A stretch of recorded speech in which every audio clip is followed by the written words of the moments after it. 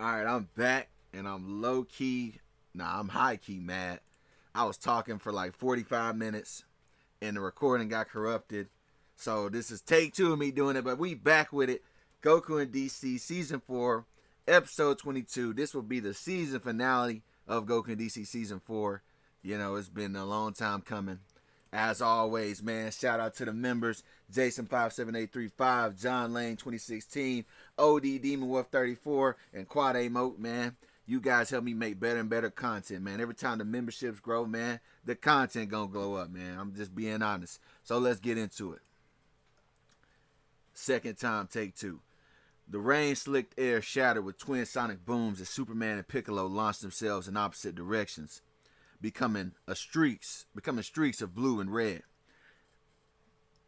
against the bleeding sky. Trigon's four burning eyes tracked them, one pair left, one pair right. His massive head was swiveling with the ponderous weight of a mountain moving, trying to follow flies. Superman curved low, skimming the flooded streets, his cape tearing through standing water as he pulled himself up hard. He shot past Trigon's knee, close enough to feel the hell flesh heat, and drove his shoulder into the demon's calf with the force of a freight train. The impact was negligible, like a moose headbutting an elephant. But the annoyance registered. I wouldn't say really a moose. I'd probably say like a deer, but it don't matter. Trigon's leg twitched, his balance shifting a fraction as he turned to swat at the Kryptonian. That was Piccolo's opening. The Namekian materialized behind Trigon's head, teleporting through the storm in a crack of displaced air. Both hands extended, fingers splayed in twin beams of energy sharpened to surgical precision. They lanced at the base of the demon's skull. It wasn't enough to wound, but it was enough to sting.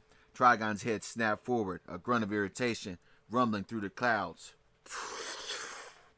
Piss. Trigon boomed, one massive hand sweeping toward Piccolo. The Namekian vanished again, reappearing 50 yards left. Superman, already in motion, drove a haymaker into the demon's kidney from the opposite side. Then Piccolo struck the shoulder. Then Superman the jaw. They weren't fighting a deity. They were conducting a symphony of distractions for the deity. Two instruments playing a chaotic, relentless melody that demanded his attention.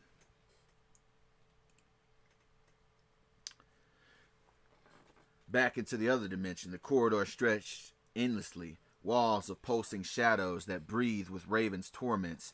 Beast Boy moved through the nightmare construct, his footsteps silent on floors that weren't quite solid. His eyes scanning for any sign of his friend, the air tasted of copper and regret. Then he heard it, a wet, rattling breath, the sound of air moving through damaged lungs. And he turned. Robin stood 10 feet away, but not the Robin he was familiar with. His costume was torn, scorched, stained with blood that had long since dried to a rusty reddish brown. And in the center of his chest, just below the R symbol, was a hole, not a wound, a cavity. The edges were ragged, burned, as if something had punched straight through him and kept going. Through the gap, Beast Boy could see the corridor behind, the shadows moving where Robin's heart should have been. His friend's face was pale, sweat slicked, the domino mask cracked over one eye, but it was Robin's eyes that froze Beast Boy in his place. They held no anger or no accusation, just questioning, a terrible, childlike confusion. Beast Boy. Robin's voice was thin, reedy, wrong. His right hand trembling, fingers stained dark, rose slowly to his chest. The fingers pushed into the wound, past the torn flesh, past the broken ribs. Beast Boy watched, paralyzed, as Robin's hand disappeared up to the wrist into his own hollow chest. Why? Why didn't you help us? The words were soft, almost gentle. When Saiyans came, Robin continued, his hand still buried in his own chest, searching for something that wasn't there. When they attacked the Earth, we fought. Cyborg fought. Raven fought. Starfire fought. I fought. His head tilted, the cracked domino catching the hellish light. But you weren't there, Beast Boy. You were in Africa, remember? Playing judge and executioner with some meaningless poachers. He took a step forward, the hand of his chest squelched as it moved. Is that why? Robin asked, his voice breaking. Because you wanted me to die? Because you were tired of taking orders? Because being a hero was too hard? Beast Boy's mouth opened. No sound came out. Robin pulled his hand from his chest, clutched in his fingers. It was nothing. Just shadow, just emptiness. But he held it toward Beast Boy like it was an offering. I waited for you, Beast Boy. We all did. But you never came. The thing wearing Robin's face began to smile. It was Robin's smile. The one he gave when a plan worked, when a case broke, when he was proud of his team. That made it so much worse. Maybe that's why Tara died too, Robin whispered. Maybe you're just bad luck for all the people who put their trust in you. Beast Boy's knees buckled. He caught himself against the pulsing wall, his breath coming in ragged gasps, his vision swimming. The monster, because that's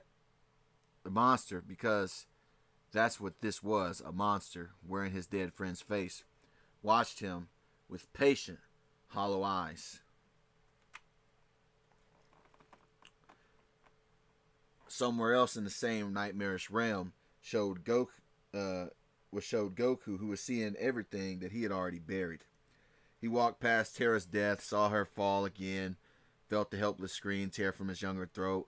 He walked past Robin's body, saw the boy Wonder crumpled up and bleeding, heard Starfire's shattered wail echo throughout the corrupted halls. Then he walked past Cyborg's sacrifice, past the moment he failed to protect, past every face he couldn't save, past every event that he wasn't there for because he was too slow or occupied in something else. But he never stopped. He made a peace with these ghosts. He'd mourned them, carried them, let them shape him without completely breaking him. Each nightmare faded as he passed, unable to find purchase in a soul that had already done the hard work of acceptance. Then the shadows deepened. A figure emerged from the darkness ahead. Not a memory this time, but something new. Something that made Goku's steps falter. For the first time since entering the gate, the silhouette was familiar. His own height, his own build, but wrong, sinister. When it stepped into the dim light, Goku saw himself, but this version had eyes that burned with cold, calculating cruelty instead of its usual warmth. His hands were covered in residue that looked like blood. Hello, Goku. Hello, Kakarot, the shadow Goku said, his voice a mirror but twisted, sharp where Goku's was gentle. I'm glad you finally put all your past failures behind you. He spread those bloody hands, showing off the crimson stains. But I'm not your past. I'm the future you refuse to accept.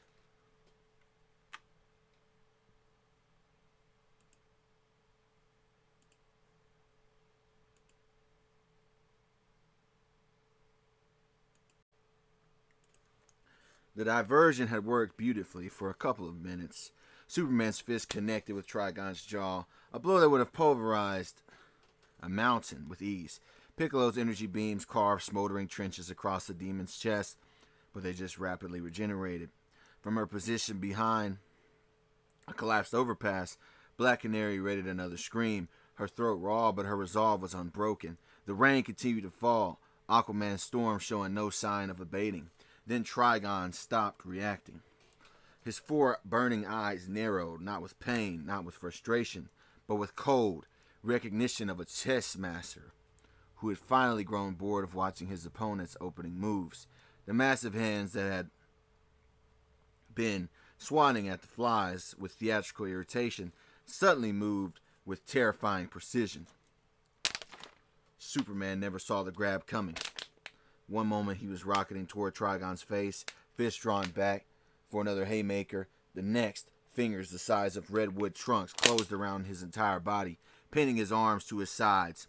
The pressure was immense, immobilizing him. Superman's heat vision flared, cutting into the hell flesh, but Trigon simply tightened his grip, absorbing his damage as negligible. Piccolo teleported, or he tried to. The space around him began to shimmer. but Trigon's other hand had closed around the Namekian with equal ease, pulling him from the air like a child plucking a firefly from the sky. Both firefighters struggled, their combined strength enough to move a continent, but against Trigon's grip, they might as well have been trying to push back a tide of water with their bare hands. And below, the rubble shifted. Black Canary had been crouched behind a section of collapsed highway, using the concrete as cover while she recovered. Her voice, the structure, had been compromised by the early battles. It cracked, unstable, held together by nothing but luck and inertia. Trigon's seismic footstep, a casual adjustment of his own weight, was all it took. The overpass buckled, sheared and collapsed inward with a grinding roar of tortured metal and pulverized stones. Canary dove, but not fast enough. A chunk of rebar-studded concrete caught her across the lower back and pinned her to the flooded ground. She gasped. Her legs were trapped, her diaphragm compressed. She could breathe, but only in shallow sips. Any attempt to use her canary cry would require a deep inhalation that her crushed ribs simply wouldn't allow at this angle. From his position behind the collapsed fuel tanker, Batman watched it all unfold through his cowl's enhanced optics. His tactical mind was always running and always calculating, processing the data stream with cold, grim efficiency. Superman's struggles were weakening, not from surrender, but from Trigon's grip slowly flooding him with his hellish negative magic. Piccolo's teleportation was being suppressed by the demon's psychic field. Canary was pinned, unable to scream. Aquaman's storm continued, but without Superman drawing Trigon's attention, the rain was just rain, and Beast Boy was still inside the barrier with no word on whether the anchor seal had worked or whatever the hell was going on in the dimension if they even entered it. The equation resolved itself with brutal simplicity. They had lost the initiative. Trigon was no longer playing defense. The demon's burning eye swept across the battlefield, cataloging each fallen or trapped hero, and his lipless mouth curved into something that might have been a smile.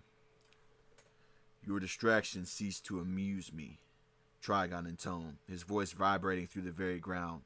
"Now you will witness what happens when a lord grows tired of insects." Trigon's grip tightened. Piccolo's ribs creaked. His jaw clenched against the pressure.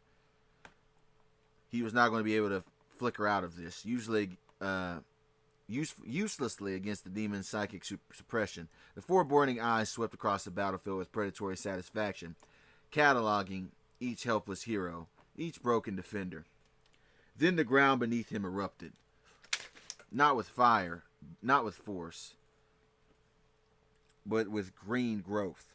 A dozen Cybermen, their green hides streaked with pulsing crimson veins, their eyes burning with the same hellish light as the sky itself, exploded from the flooded earth at Trigon's feet. They didn't charge and they didn't attack. They simply detonated, one after another, in a synchronized cascade of catastrophic self-destructions. The explosions were not large individually. Well, they were large, but in comparison to the size of Trigon. Each may be the yield of a grenade bomb. But 12 of them detonating simultaneously at the pressure points of Trigon's stance created something greater than the sum of their parts. A localized seismic event that cracked the hell-fused ground beneath the demon's heels. Trigon's immense weight, balanced for intimidation rather than stability, betrayed him. His footing slipped. The massive hands gripping Superman and Piccolo loosened by fractions of an inch. Not from pain, but from the instinctive need to rebalance himself. His head swiveled downward, four eyes widening with something that might have been surprise, trying to locate the source of his new irritations. It was enough. Superman exploded upward, tearing his left arm free of Trigon's loosening grip. His fist, still crackling with stored solar energy, drove into the demon's thumb with enough force to dislocate the joint. Momentarily, the grip shattered. Superman tumbled free, rolling through the rain-slicked air before righting himself 50 yards away, his chest heaving. Piccolo didn't try to free himself through his strength. He used his Shazam magic to dissolve himself energetically, his form becoming a shimmer of magical lightning that slipped through Trigon's fingers, like smoke through a sieve. He reappeared behind the demon's shoulder, gasping. His powers finally functional now that the psychic suppression had flickered away from the devil's close proximity. Trigon staggered, not injured, not truly, but off balance. His massive foot came down on a collapsed building, crushing it to powder. His hand swept the air, searching for targets that were no longer in his grasp. The Cybermen were gone, reduced to smoking craters and scattered biomass, but they had done their job. From the tree line that remained of it, a figure emerged. Poison Ivy walked through the hellscape like a woman strolling through her own greenhouse, utterly unbothered by the chaos that was around her. Her pale skin was smudged with soot, her red hair was tangled with ash, but her green eyes were sharp and focused, as vines thick as anacondas and dark as old blood slithered around her feet like loyal hounds. She reached the pile of rubble pinning Black Canary and didn't even break stride. A single gesture, flick of the wrist, casual as brushing away a cobweb, sent two of the larger vines shooting forward. They wedged themselves beneath the concrete slab, coiled, and then began to lift.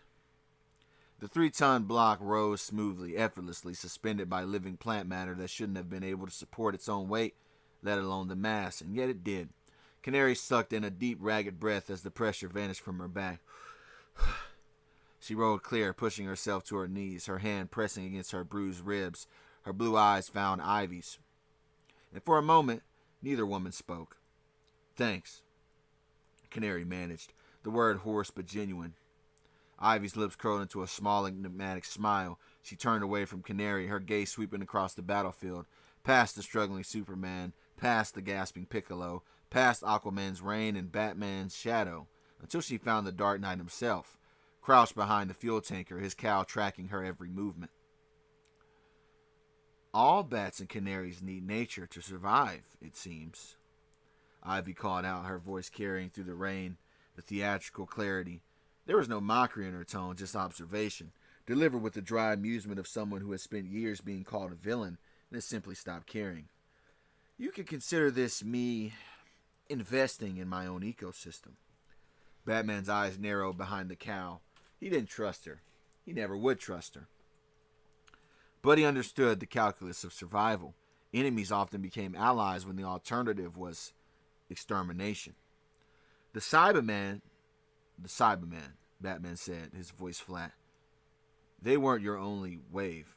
How many more do you have?" Ivy's smile didn't waver, but something flickered in her eyes. Acknowledgement that he'd seen through her gambit. "That was more than half. I can't plant any seeds either in the area as poisoned soil because of this dimensional invasion." She gestured at the smoking craters where the Cybermen had detonated.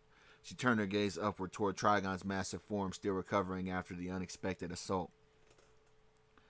The demon's 4 burning eyes swept the battlefield, searching for a source of his irritation. "So you'd better hope that spiky-haired friend inside that tower works fast," Ivy added, her voice losing its theatrical edge, becoming something harder and more real.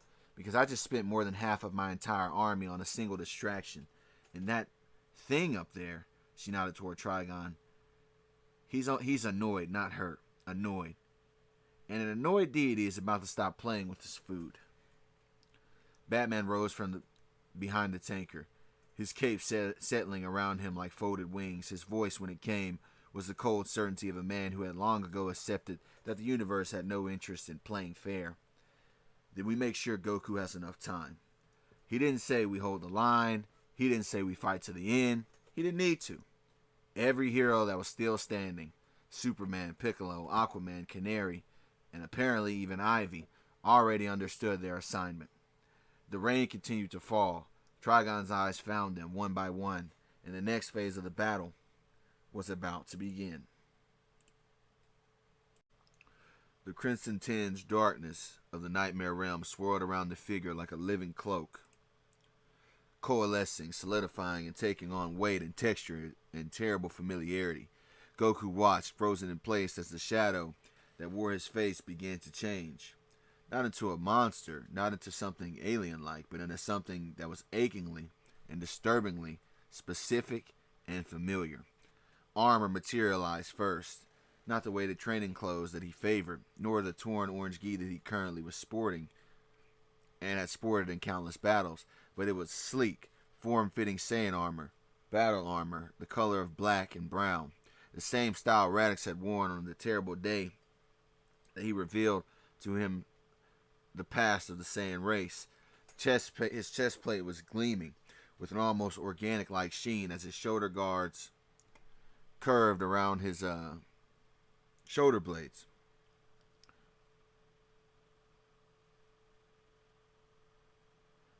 The face beneath the armor was his, the same jaw, the same eyes, same wild black hair defying gravity, but the expression, that was where the familiarity ended. Where Goku's face held warmth, this face held nothing. There was no cruelty, no malice. It was just like an emptiness, a vast, terrible absence of the empathy that defined everything that Goku was. You don't recognize me. The voice was his, but flattened, stripped of its characteristic warmth and easy humor. I'm hurt, Kakarot. After everything I've done for you. Goku's fist clenched, his heart hammered against his ribs, not from fear. He'd faced aliens and monsters and never flinched, but from something worse. Recognition. Deep within his bones and the primal core of his Saiyan soul, he knew this presence. I'm not Kakarot, Goku said, the words automatic and defensive. That's not my name. The armored figure's head tilted, a gesture so like his own that it made Goku's stomach lurch. But isn't it? You were born Kakarot. Yes. Sent to this planet to conquer it, I'm sure. That's not a story that I made up. That's your origin. He took a step forward and the shadows around him seemed to lean in, eager and hungry. See, I'm the fear that you refuse to acknowledge, Kakarot continued, his voice dropping to something almost gentle, and that gentleness was more terrifying than any roar.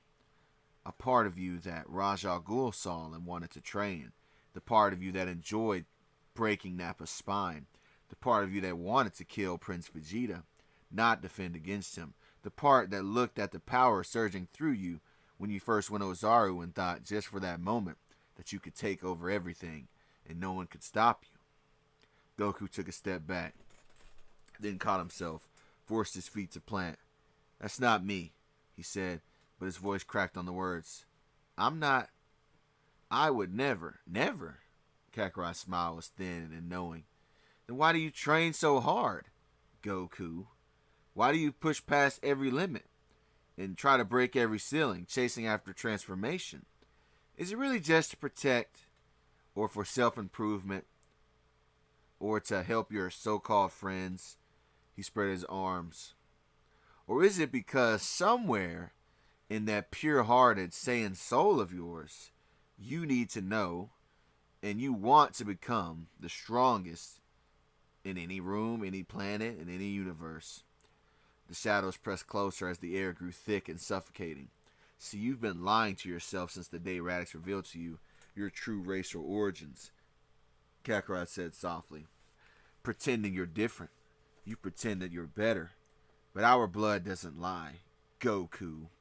And somewhere buried under all those earthly morals and friendships and feelings, I'm waiting. The true you. The true Saiyan Kakarot. He extended a hand, gloved in his Saiyan armor, fingers spread in invitation. So stop running from me, he said. Embrace what you are, and I promise you, together, there's nothing in this dimension or any other that could ever hope to stand against us.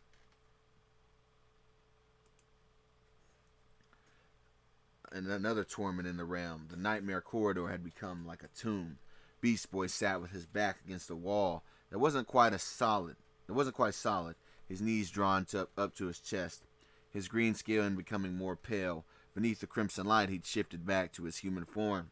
Somewhere in the last few minutes or hours or days, time had stopped meaning anything in this place because he couldn't find the energy to maintain anything else.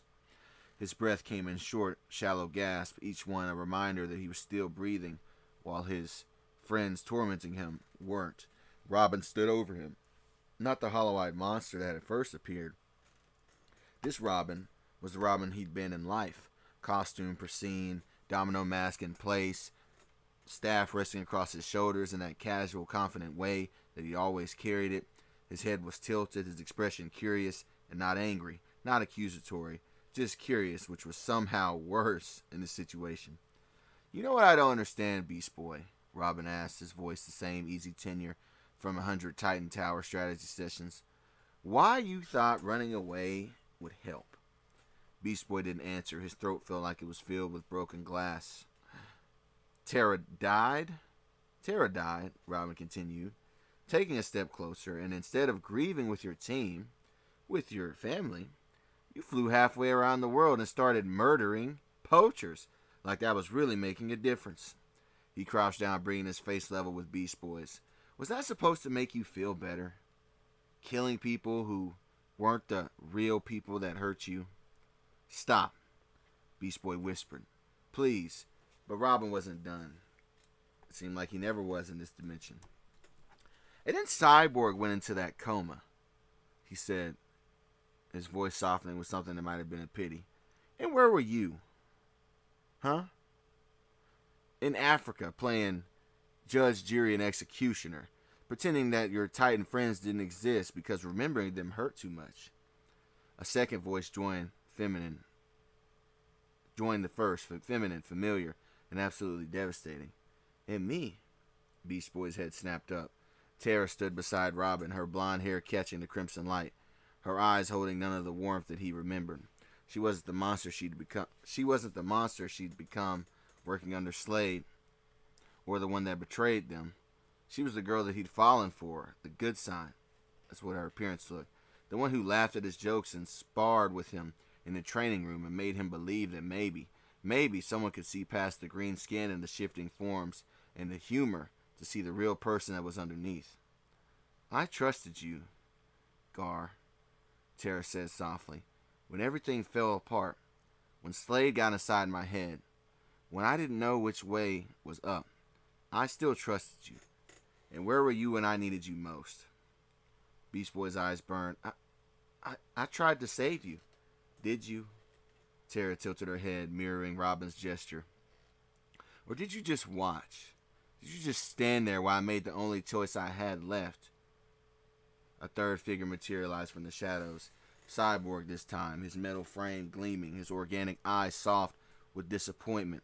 He didn't speak at first. He just stood there with his arms crossed, looking at Beast Boy with an expression that said, "I expected better." "You weren't there," Cyborg finally said, his voice quiet. "When I was put in a coma. When Robin left the Earth, with what happened to the team. I looked for you, Gar. I needed you. You were gone." The three of them stood in a loose semicircle, now blocking any exit and any escape. Their eyes were patient, forgiving even. That was the worst part. They weren't angry, they were just disappointed, like parents whose child had failed a test they knew he could have passed.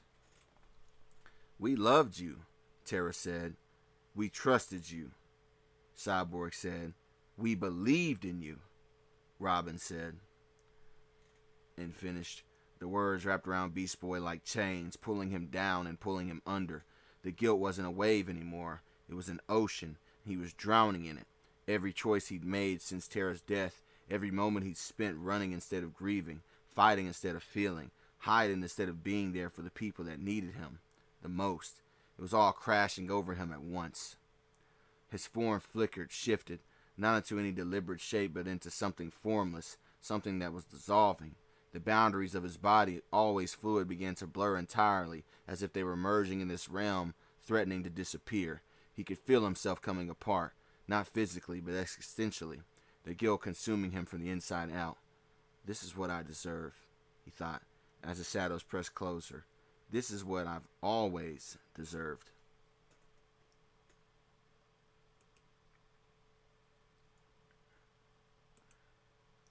"I'm nothing like you." The words tore from Goku's throat like a physical force, pushing back against the armored figure, against the shadows, against the suffocating weight of Kakarot's presence. His aura flared, blue and white and defiant, pulsing against the nightmare realm's crimson oppression. But Kakarot didn't retreat. He didn't flinch. He just watched, the terrible emptiness in his eyes, and waited. But aren't you? He asked, when the echo of Goku's shout faded. Let's review the evidence, shall we? I'm a Saiyan warrior. You're a Saiyan warrior. I was sent to conquer Earth. You choose to protect it. But only because you see an opportunity for growth. He ticked off points on his armored fingers. I enjoy battle. You live for battle. I seek out stronger opponents. You crave stronger opponents. The only difference between us, Kakarot, is that I'm honest about what I am, what we are. Goku's fist trembled. His knuckles were white. I have friends, he said. Family. People I love. You don't. You can't understand that. But can't I? Kakarot's smile was thin and pitying. I understand it perfectly. I just don't need it the way you do. See, you cling to your connections like a drowning man clings to driftwood, because without them, you'd have to face the truth that deep down in the moments when the battle is fiercest and the blood is pumping and everything falls away, you're happy. Truly happy. The words hit like a punch to the gut. See, you're happiest when you're fighting, Kakarot continued, stepping closer, when the stakes are at their highest and the danger is real and there's nothing between you and death except your own strength. That's not the humanity talking. Kakarot, that's us. See, that's Saiyan nature. That's me. Goku's aura flickered, dimmed for a terrible moment. He couldn't find the words. Because some part of him, the part he'd buried under years of training and friendship and love, whispered that Kakarot was right. He continued. See, you killed Slade, Kakarot pressing his advantage. You executed him. Not because you had to. He was already defeated. He was already helpless. You killed him because you wanted to. Because some part of you needed to prove that you were the stronger. You were the strongest. That you were better. That was different, was it? Kakarot's voice sharpened. Was it different when you broke Vegeta's body and spared him? I don't think it was even out of mercy. I think it was out of pride. You wanted him to live with the shame of defeat. You wanted him to know that a low-class warrior had surpassed the Prince of all Saiyans. That's not heroism, Goku. That's ego. Goku's legs felt weak. The shadows pressed closer, and for the first time since entering the nightmare realm, he couldn't see a way forward. Stop, he said, but the word came out as barely a whisper. Why? Kakarot was inches from his face now, close enough that Goku could see his own reflection in those terrible, empty eyes. Because the truth hurts? Because admitting that you're not just the pure-hearted man that everyone thinks you are would mean facing the fact that all your power and all your conquests, they weren't about protecting anyone. They were about you, about proving something to yourself that can never be proven. He extended his hand again. Stop running, Kakarot. Stop hiding behind your human name and your human friends and your human morality. You are a Saiyan. You are me, and together, Goku's hand shot out, not to have Kakarot's offered palm to grip it, to hold it in place. No, Goku said, and this time his voice didn't shake. You're wrong. Kakarot's smile flickered. Huh? You're wrong about everything, Goku continued, his aura flaring back to life. Not with anger, but with certainty. I'm not anything like you. You're right about that. We're both Saiyans, and we both love battle. We both crave strength. He met those empty eyes without flinching. But you left something out. Something very important. And what's that? Goku's grip tightened on Kakarot's hand. The choice. He pulled himself forward, closing the remaining distance between them until they were nose to nose. The hero in the shadow, the man in the monster, the face to face in the darkness. It's not like I fell on my head and accidentally became a good person. Cannon, Goku said, his voice low and fierce. I have great parents and a great brother. I met Diana. I met Talia. I had a team and many great teachers. And every single day, I choose to be better than my nature. Not because I forgot who I was, because I know who I want to be. Kakarot's expression shifted. The first genuine emotion Goku had seen on his face. Something like confusion. Something like fear. "You're not my future," Goku said. "You're a part of my past that I've already chose to leave behind." He released Kakarot's hand and stepped back, not in retreat, but in dismissal. The shadows around him trembled. The nightmare realm shuddered. "I'm Goku," he said, and the name rang through the darkness like a bell. "I'm a Saiyan from Earth, and I'm about to be a father, and I'm a friend of many. I love fighting, yeah, but I love my family more." He raised his fists and his ki began to gather, not for an attack, but for affirmation. "And nothing you will say can ever change that." Kakarot stared at him for a long moment. Then slowly he began to fade. His armor form dissolving back into the shadows, back into the darkness from which he'd come. "We'll see," his voice echoed, even as his body vanished. "We'll see, Kakarot. When the battle comes, the real battle, I mean. The one where you can't save everyone, the one where you have to choose. We'll see which of us is the strongest." Then he was gone, and Goku stood alone in the corridor, breathing hard, his fist still raised, his heart still pounding. "Raven," he reminded himself. "I have to find Raven."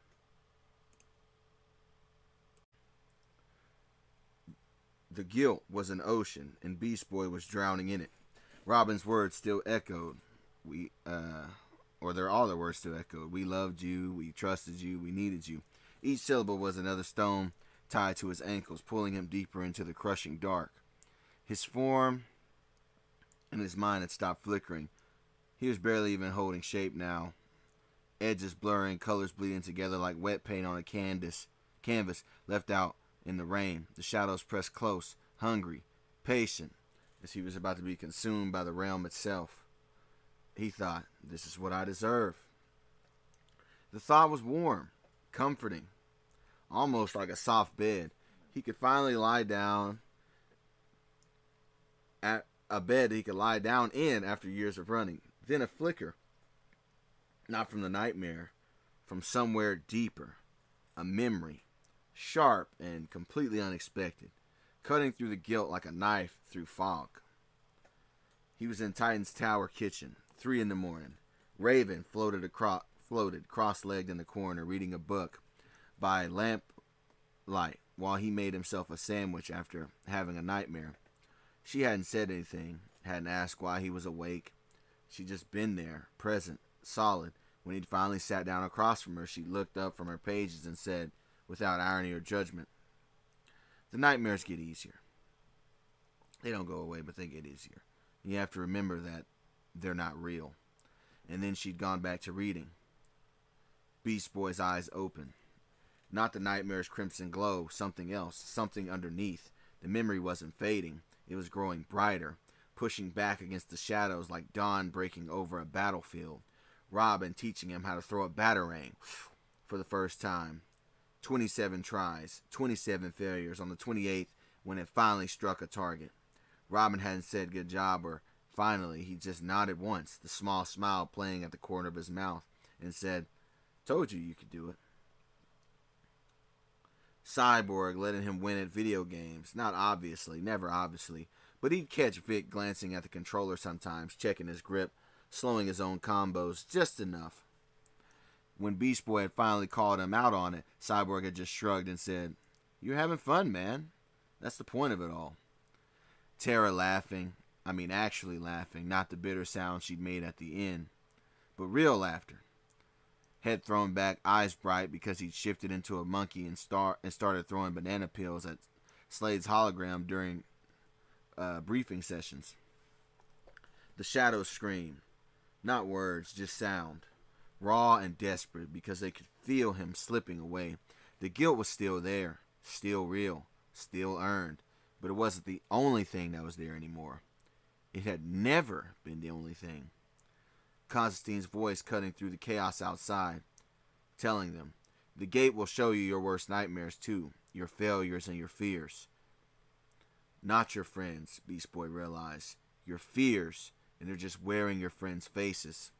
Then he pushed himself up. His form stabilized.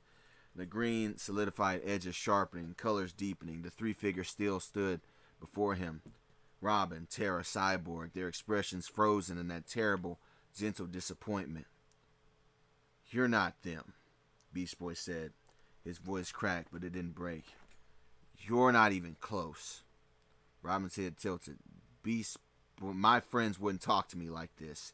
He took a step forward and the shadows recoiled. Robin wouldn't guilt me. He'd yell at me, sure. He'd grab me by my shoulders and shake me and tell me to get my head out of my ass because there was work to do. The thing wearing Robin's face opened its mouth. "No," Beast Boy cut it off. "You don't get to speak anymore. It's my turn." Another step, the floor beneath him felt solid now. Not the shifting, uncertain ground of the nightmare, but something real, something he was claiming. Tara wouldn't blame me for her death. His voice softened, but didn't waver. She made her choice. She chose to sacrifice herself. It broke me. Yeah, it still breaks me, but she wouldn't want me to drown in it. She'd want me to... He swallowed. She'd want me to live. The Terra figure flickered for just a moment. He saw something beneath the illusion. Not her. Not really. Just shadow and spite and desperate hunger that had access to his memories. And Cyborg. Beast Boy almost laughed. Cyborg wouldn't stand there looking disappointed. He'd hug me. He'd crush me in his big metal arms of his and tell me he was glad I was back. And then he'd call me an idiot for leaving in the first place. The three figures exchanged glances. Not the easy familiarity of old friends, but the silent communications of predators realizing that their prey had defense mechanisms. "You're not them," Beast Boy said again. "You're just the guilt. You're the fear. You're every last night. You're every late night thought I've had about not being good enough, not being fast enough, not being there when it mattered." He spread his arms, green skin catching the crimson light. "And you know what? You're right. I wasn't there. I made mistakes. I ran when I should have stayed." The shadows leaned in, hopeful. "But that's not all I am." He lowered his arms, his hands curled into fists.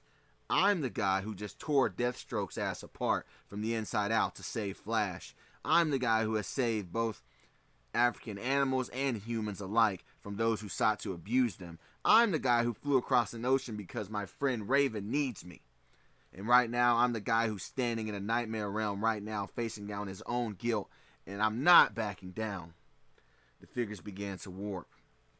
Their features blurred, their forms dissolving not into monsters, but into nothing. The shadows that had pressed so close pulled back, recoiling from something that they couldn't consume. "Raven," Beast Boy said, turning away from the fading illusions. "I'm coming for you." He walked forward. The corridor stretched. Ahead, still dark, still twisted, but he didn't hesitate. Behind him, the last whispers of the nightmare faded into silence. Robin, Tara, Cyborg, all of them, finally laid to rest in his mind. "I'm sorry I wasn't there," he thought. Not as guilt, but as a truth. "But I'm here now."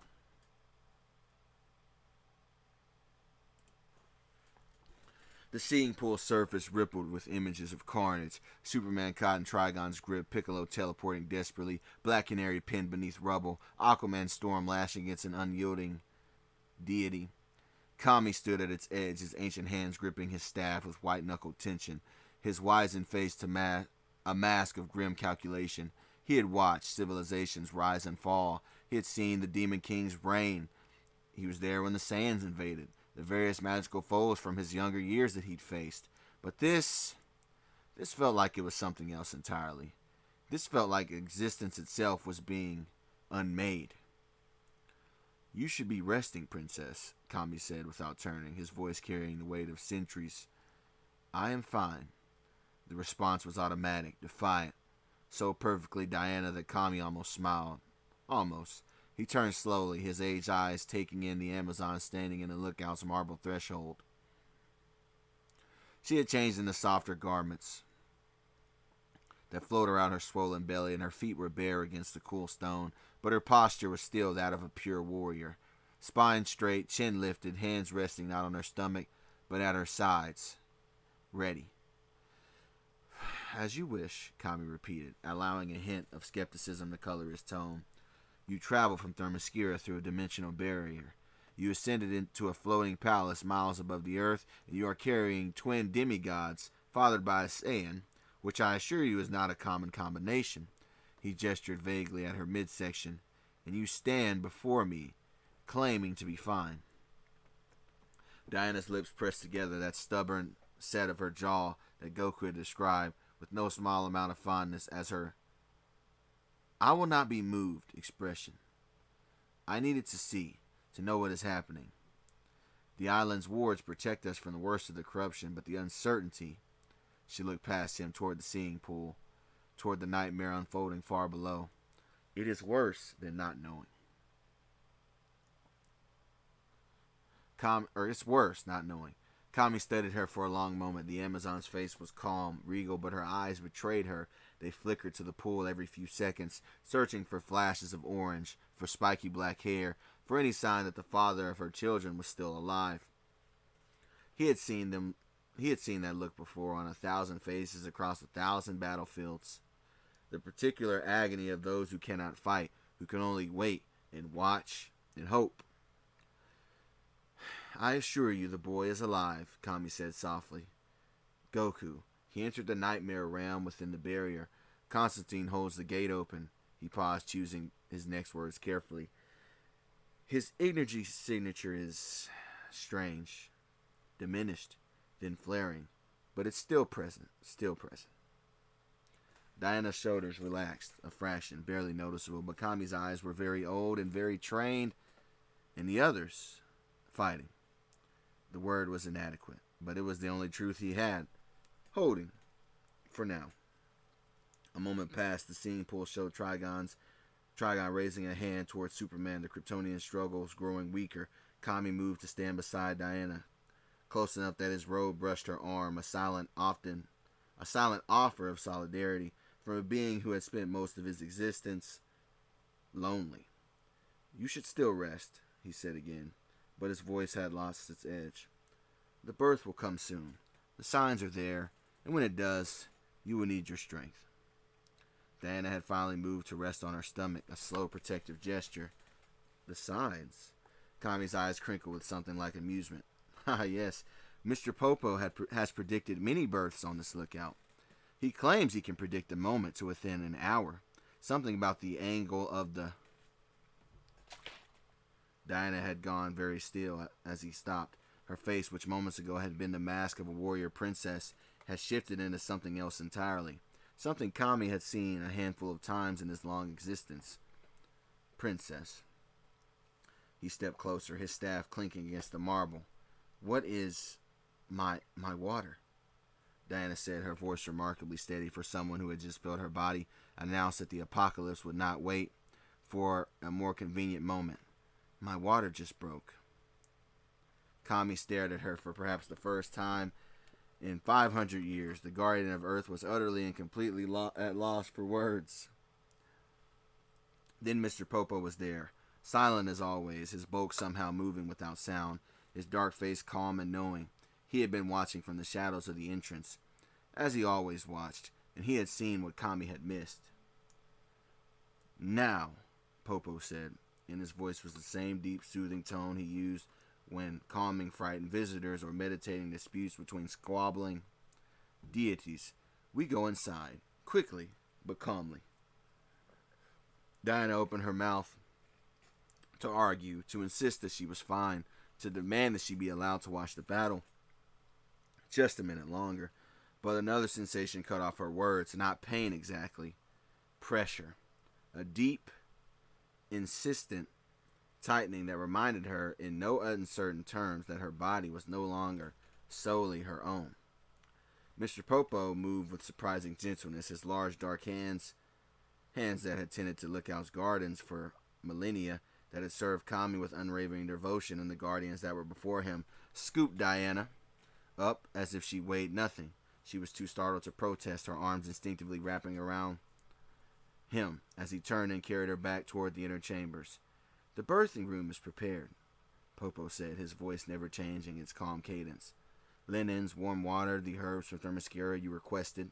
Your sister sent detailed instructions, which I have studied. He glanced down at her and something like warmth flickered across his features. You will not be alone, Princess Diana. The lookout has seen many beginnings. It will see this one as well. Kami stood frozen at the seeing pool, his staff forgotten at his side, watching Popo's retreating form carry the mother of the Saiyans' children toward the chambers within. His mind, usually so quick to calculate, to strategize, to plan for every contingency, was ground to a halt currently. The children, he thought, Goku and Joku's children, are coming now in this moment when their father fights some type of demon god and the world hangs by only a thread. He looked down at the pool one last time at Superman's faltering struggles, at Piccolo's desperate teleports, at Constantine standing outside the nightmare realm toward Raven. Then he turned and followed Popo inside, his staff clicking against the marble in a rhythm that sounded to his ancient ears almost like a heartbeat. The world was ending, but somewhere in a floating palace above a dying earth, new life was beginning. The nightmare realm had no floor, no walls, no ceiling. It was only an endless expanse of memory made manifest, each fragment sharp as broken glass and twice as cutting. Raven floated at its center, suspended in the wreckage of her own mind, unable to close her eyes because her eyes were already closed, unable to wake because she had forgotten what waking even felt like in this realm. Robin's death played on loop before her. Well, the aftermath at least. Not the way it happened. She wasn't there, of course. She didn't see the fist emerge from his stomach and hear his final grasp, but her mind didn't need accuracy, it needed pain. So it showed her what she would imagine would happen. Robin's eyes is growing wide, his mouth opening in a silent scream, his body crumpling as the light behind his domino mask flickered and died. She reached for him, her hands passed through the image like smoke. Terror followed, terror falling in a blooding pool on stone, with her final smile, the one that said, "I'm sorry" and "thank you" and "goodbye" all at once. Raven had been there for that one, had felt the earth-shattering grief of the team, had tasted Beast Boy's anguish on the psychic wind, had carried her own quiet sorrow for a girl who had been failed by everyone who should have been there to protect her, including me, Raven thought. And the nightmare fed on it. Then came the older memories, the ones she had spent years building walls around. Her mother's voice, singing lullabies that were half prayers to a dark god, the cultists in the crimson robes, their eyes empty with devotion, their hands reaching for her even as a child because she was special. She was blessed, they had said. She was the doorway to their salvation. The loneliness of a girl who couldn't touch anyone without showing them their worst fears, who learned to keep her distance before she learned to speak. "You are alone," the nightmare whispered in a voice that sounded like her own. "You have always been alone. Your mother used you. Your father is using you. Your friends are dead." The images shifted, Starfire laughing over her breakfast in Titan's Tower, Cyborg, his hand on her shoulder, warm even through the metal, Beast Boy making terrible puns just to see her almost smile, Robin trusting her with his back in battle, never hesitating. And then they all faded away, gone, the nightmare said. All gone because of you, because of what you are. Raven's hands clenched into fists at her sides, or where her sides would be if she had a body here, as she was becoming a shadow. If any of this was real, of course. She wanted to scream. She wanted to tear the nightmare apart with her powers, the way she had torn apart a dozen demonic intrusions before, but Trigon's influence was a weight on her very soul, pressing down, smothering her connection to her own abilities, until all that remained was the fear and the grief and the endless crushing aloneness. "Give up," the nightmare coaxed. "Let go. Your father only wants what's best for you. He can take the pain away. He can make it all stop." No. The word was barely a breath, barely a sound, but she forced it out. "No." "Why not? What are you holding on for? What's even left?" She didn't have an answer. The darkness pressed closer, and for a terrible moment, she felt her resistance crumbling, the wall she had built so carefully, so painstakingly, beginning to crack under the weight of 1,000 sorrows. Then, a voice. "Raven." The voice was faint, distant, threading through the nightmare like sunlight through a crack in a coffin lid. Raven, can you hear me? She knew that voice, even distorted by the psychic static, even muffled by the layers of Trigon's corruption. She knew it. Goku. No, she thought, and the thought was sharp and panicked. No, you shouldn't be here. He'll use you. He'll use you to get to me. Go back. Go back before, but the voice didn't fade. If anything, it grew clearer, pushing against the darkness with a stubbornness that was almost physical. I'm coming, Raven. Just hold on. I'll be there. She wanted to believe him. She wanted to believe that someone had come, that someone was fighting through the nightmares to reach her. That she wasn't alone as the darkness insisted. But she had been disappointed before. She had hoped before, and hope was just another word for vulnerability, another crack in the armor that Trigon was exploiting and could exploit. You're imagining it, the nightmare hissed. No one is coming. No one ever comes for you. You'll know this. You know this. You've always known this. But the voice didn't stop. And somewhere, deep in the core of her being, the part that was still Rachel Roth, still a girl who had once believed in heroes, a tiny spark of something flickered to life. It was hope. Against all reason, against all experience, against the weight of a nightmare designed to crush her. Hope. Goku, she thought, and for the first time in what felt like years, she reached toward the light, instead of away from it. The nightmare realm twisted around Goku like a living thing, throwing obstacles in his path, walls of shadow, tendrils of despair, whispering voices that clawed at the edges of his own mind. He ignored them all, however, his senses dulled by the psychic interference but not yet silenced. Had finally locked onto something that was real, something warm and something familiar. It was Raven. He pushed through the final curtain of darkness and found her. She floated in the center of a void, her cloak stained with crimson light of nightmares, her violet hair tangled and wild. Her eyes were closed and her face was slack. It was not peaceful. The look was anything but peaceful. Even in this prison of her own making, her features were drawn tight with old grief and fresh, new anguish. Raven. Her eyes snapped open. For one crystalline moment, they simply looked at each other. Goku standing on nothing, Raven suspended in nothing, the nightmare pausing as if it couldn't quite believe what was happening. And in that moment, Goku saw it, a flicker of something behind her weary, haunted gaze. It was recognition, relief, and hope. But then the darkness rushed back in, and the hope curdled into something else entirely. No. Raven's voice was raw, scraped hollow by screams he hadn't heard. No, no, no, no, no. You shouldn't be here. Goku, you shouldn't. She tried to pull away, to retreat deeper into the nightmare abyss, but she had nowhere to go. The void was infinite and inescapable, and he was standing in front of her, solid and real, and there in a way that nothing else in this place had been. Raven. Listen to me, her voice cracked, but her eyes, those terrible, beautiful eyes that had seen too much and felt too deeply, locked onto his with like desperate intensity. He's using me, my pain, my memories, my grief. It's all fuel for him. Every second you spend here, every moment you try to reach me, you're just giving him more to work with. You need to go. You need to leave me here and go. Goku didn't move. Did you hear me? Raven's voice rose, edged with something that might have been panic. I said go. I'm not worth this. I'm not worth... Raven. His voice was quiet, calm, utterly unlike the roar of a battle or the crackle of his ki. It was the voice of someone who had made up his mind and wasn't interested in any other arguments. She stopped, her mouth hung open and the rest of her protest dying on her tongue. I'm not leaving here without you. The words were simple, absolute. They carried no grand promises, no heroic declarations, just the flat, unshakable certainty of a man who had already decided how this was going to end. Raven stared at him.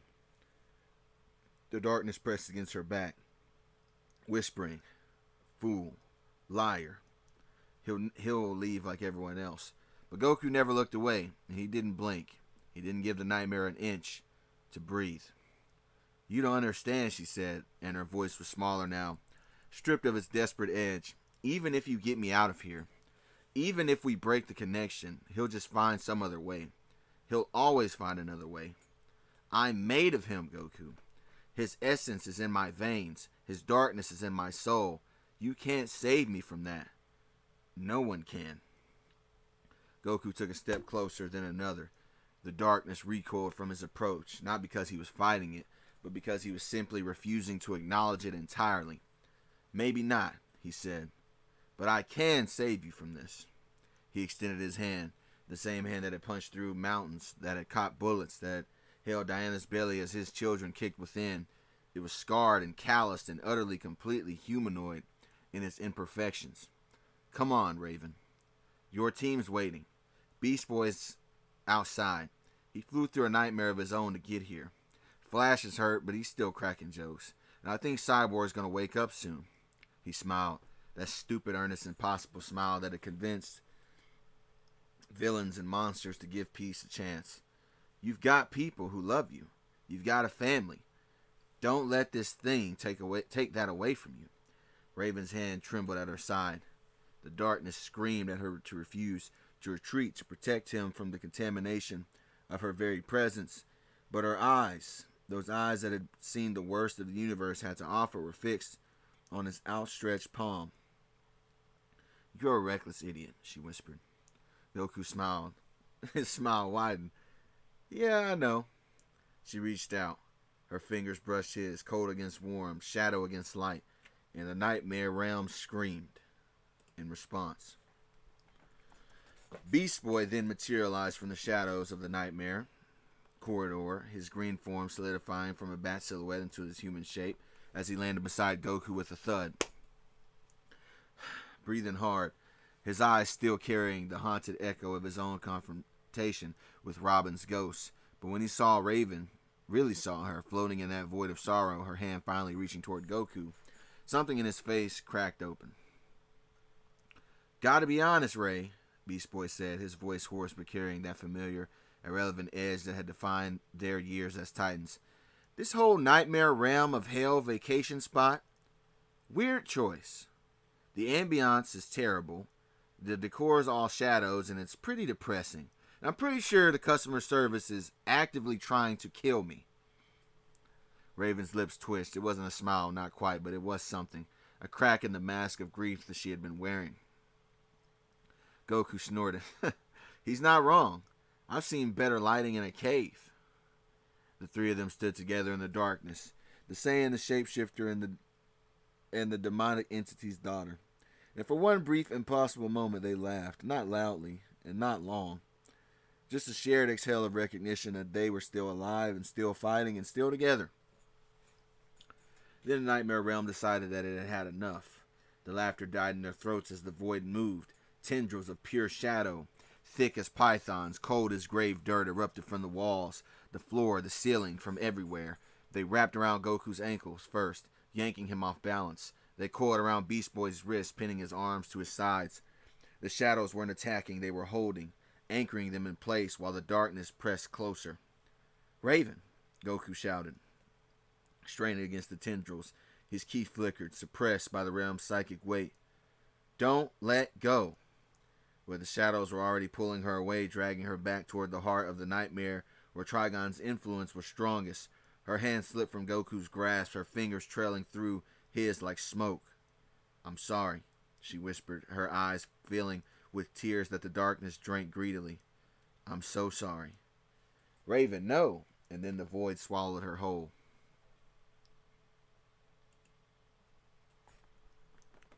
Goku's roar of frustration shook the nightmare realm. His aura exploded outward, not the controlled blue of his usual power, but something wilder, something desperate as his eyes flickered to the Ozaru beast's red retinas. The tendrils around his ankles snapped like rotten ropes. He lunged forward in the darkness where Raven had vanished and grabbed hold of something, not her hand, not anymore, but the edge of her cloak, the fabric already seeming to dissolve into the shadows. Goku, stop. Raven's voice came from everywhere and nowhere. You're only going to make it worse.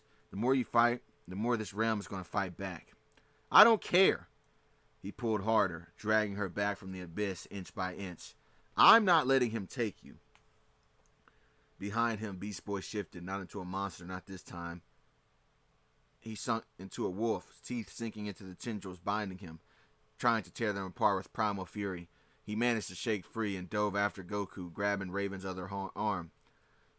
She's right, you idiot, Beast Boy grumbled. This is not helping our current situation. Then what do we do? Goku's voice crackled. Just let her go? Raven hung between them, suspended in the darkness, her body half absorbed by the shadows.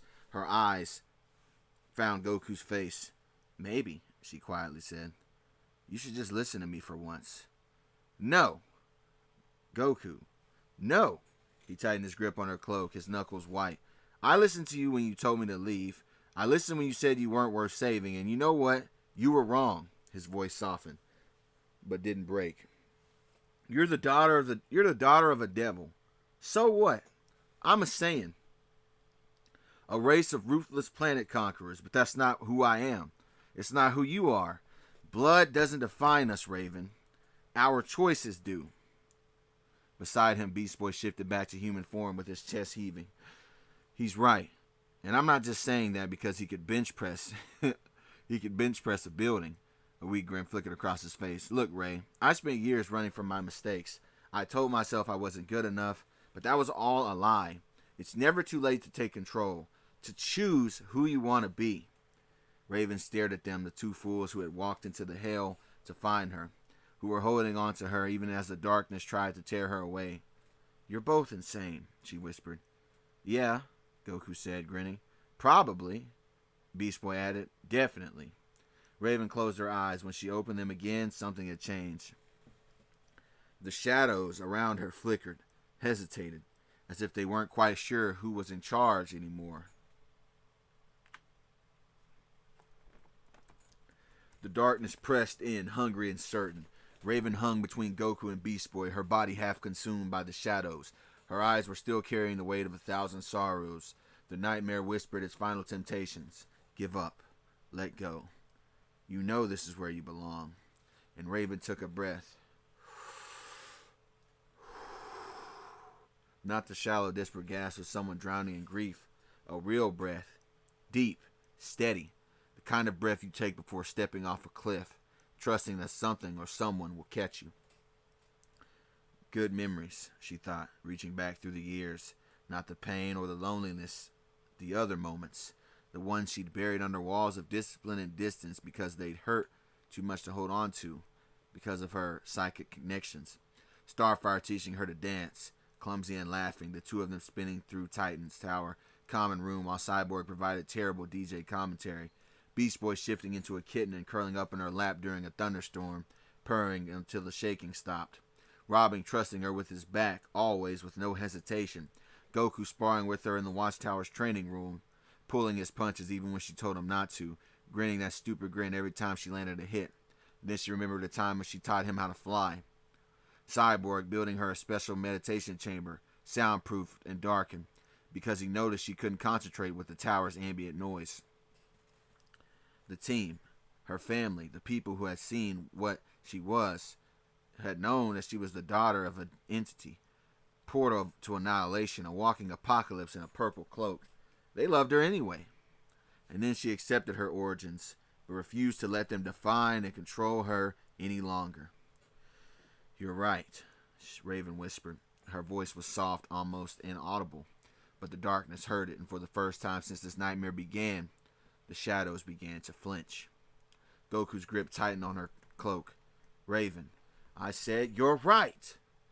Louder now, stronger, her eyes, which had been hollow with grief, began to glow, not with violet of her heritage, not with the crimson of Trigon's corruption, but with something else, something white, pure, the color of light before it splits into spectrum. Blood doesn't define me. My father doesn't define me. I define me. The tendrils around her wrist began to smoke. Raven lifted her chin, the white light in her eyes intensified, bleeding outwards, pushing against the darkness like a dawn breaking over a battlefield. The shadows that had been feeding off her began to recoil. I am Rachel Roth, she said, and her voice carried through the nightmare realm like a bell through fog. I am a Titan.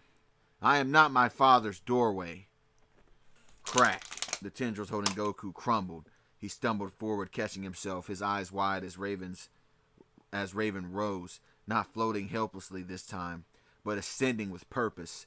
The white light around her grew brighter, pushing back the crimson gloom, and where it touched the nightmare shadows, they simply ceased to exist. Not banished, not defeated, disintegrated, like lies exposed to truth. Beast Boy's bonds crumbled next, the shadows dissolving into harmless mist. He scrambled to his feet, staring at Raven with an expression of pure, incredulous awe. Ray, your eyes. I know. She didn't look at him. Her gaze was fixed on the darkness ahead, the heart of the nightmare where Trigon's influence was strongest. I can see everything. Now, every fear, every lie that he planted, every crack in my walls that he exploited. Her hands rose, palms outward, and the white light coalesced around her fingers, the living flame. He thought my pain was his power source. Now I'm making them my own fuel. What is this? A voice from the realm boomed, no longer triumphant, no longer patient. For the first time, it was uncertain. This is not... You cannot. I can, Raven said, because this isn't your power. It's mine. Every memory I buried, every moment of kindness I told myself I didn't deserve, every time someone reached for me when I was trying to disappear. She spread her arms wide, and the white light exploded outward, a shockwave of pure concentrated goodness that tore through the nightmare like a blade through a roll, or like a blade through rot. You wanted my pain, because you have been afraid of my joy. The tendrils didn't just break, they burned.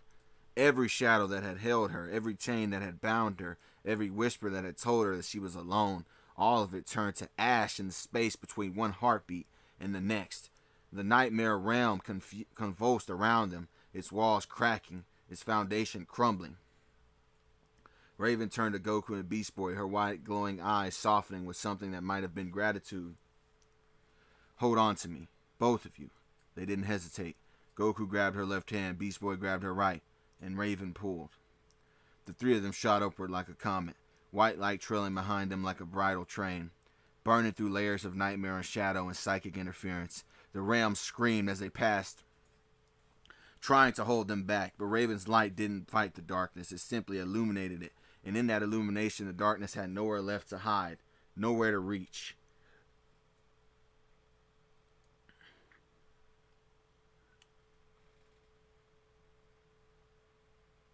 They burst through the final barrier and tumbled onto the rooftop of Titan's tower, gasping, blinking, free. Behind them, the tear in reality that had been a gateway to Raven's nightmare flickered once, twice, then collapsed inward with a sound like a sigh. The crimson sky above them, still stained with Trigon's corruption, seemed just less dark. Just a little less dark. Constantine stood at the edge of the rooftop, cigarette dangling from his lips, his tired eyes wide with something that might have been respect. Bloody hell, he murmured, watching the white light fade from Raven's eyes. You lot did it. You actually did it. Raven released Goku and Beast Boy's hands. Her knees buckled and Goku caught her, lowering her gently to the rooftop surface. Her eyes returned to their normal violet, fluttered open. Goku, her voice said in barely a whisper. He's not done yet, Goku said. Then Goku rose to his feet, his fists clenching, his aura beginning to flicker back to life. But before he could move, Raven's hand caught his ankle. Goku, her voice stronger now. Thank you. He looked down at her, this girl who had spent her whole life being told she was a weapon, a doorway, a danger to everyone who loved her, and he smiled, that stupid, earnest, impossible smile that had convinced villains and monsters to give peace a chance. Anytime, Raven. Anytime. Then he turned, crouched, and launched himself into the crimson sky. A blazing comet of blue racing toward the demon who had dared to hurt his friends and family. Behind him, Beast Boy helped Raven to her feet. Constantine was smoking another cigarette, and Raven flew after Goku, saying, "It's time to send my father back to oblivion."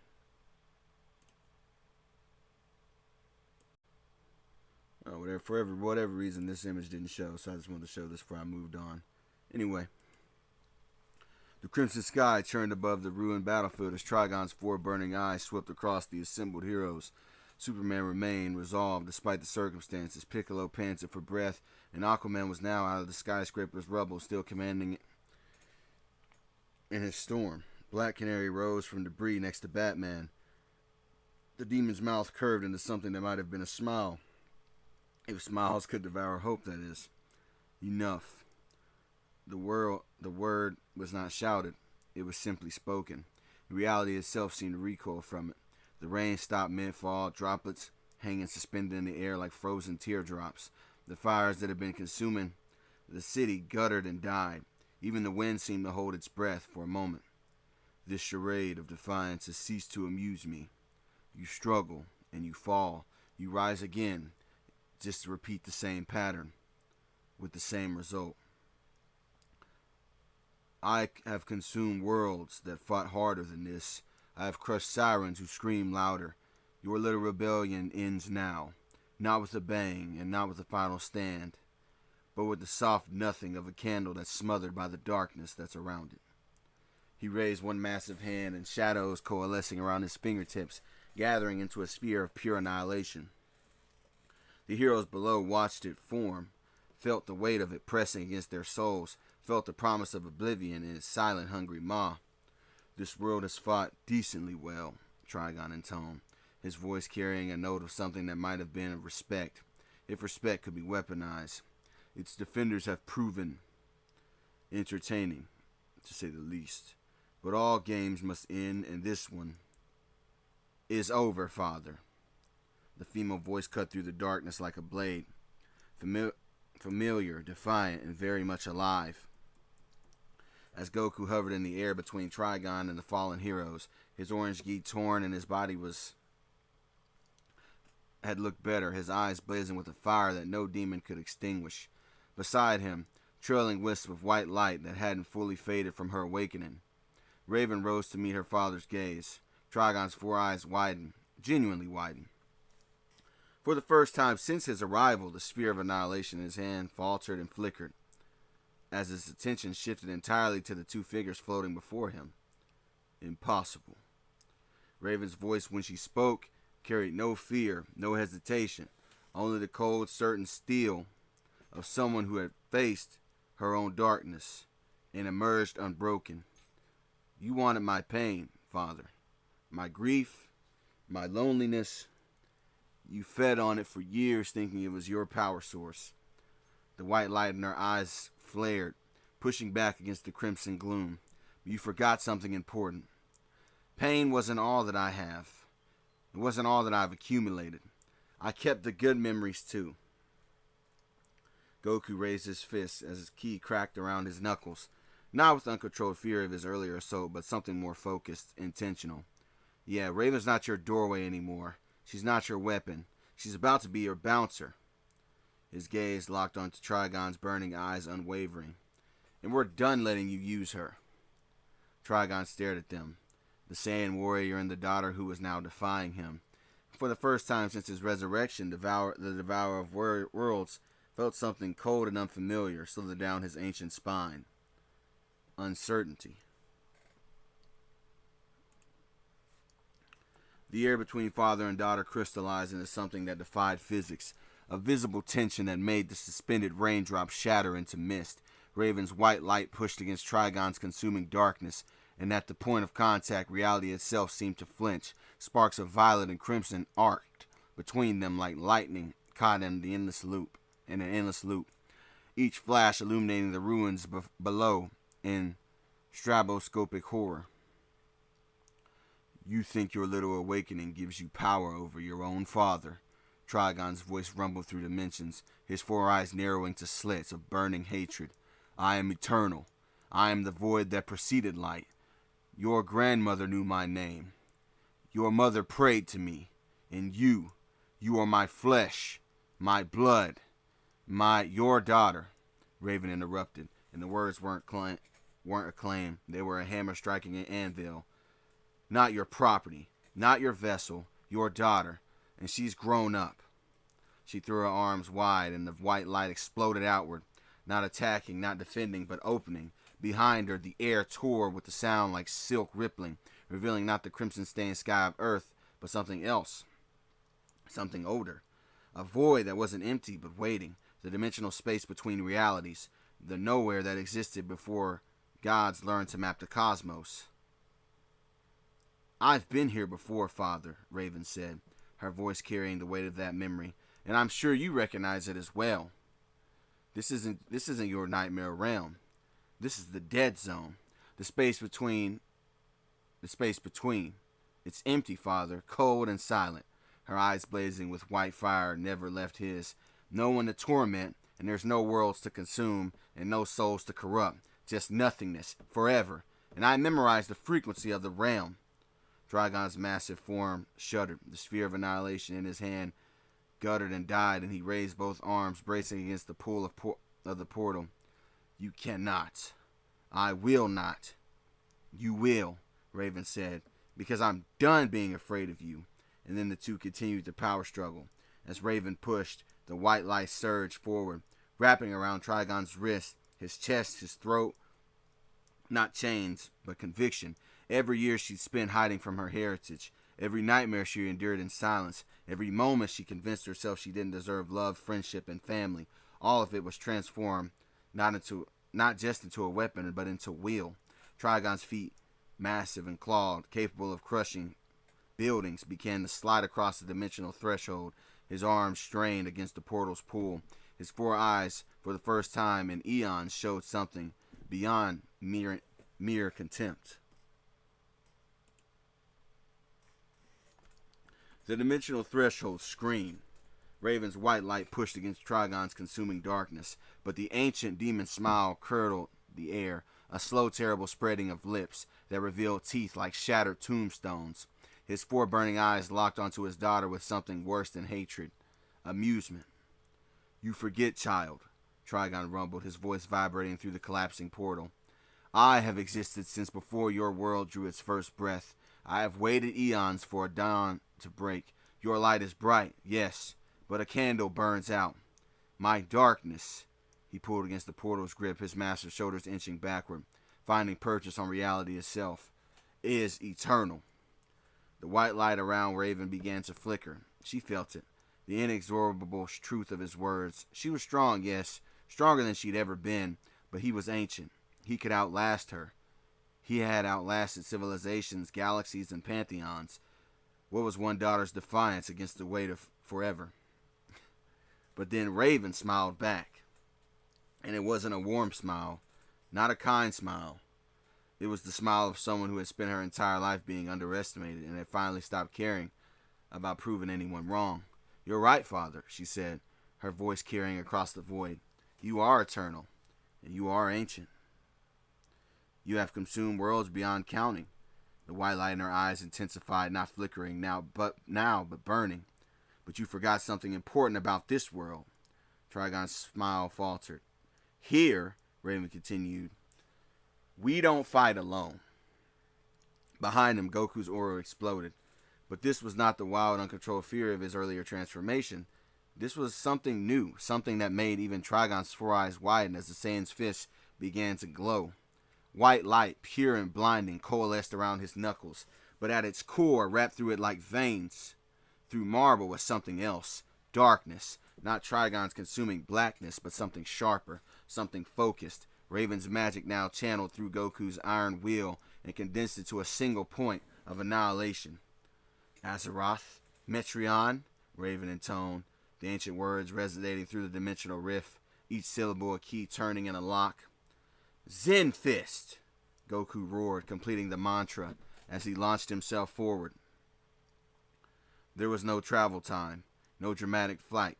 One moment he was 20 yards away, fist cocked, the next his knuckles were buried right under Trigon's jaw with a sound like a universe ending. Crack-thum!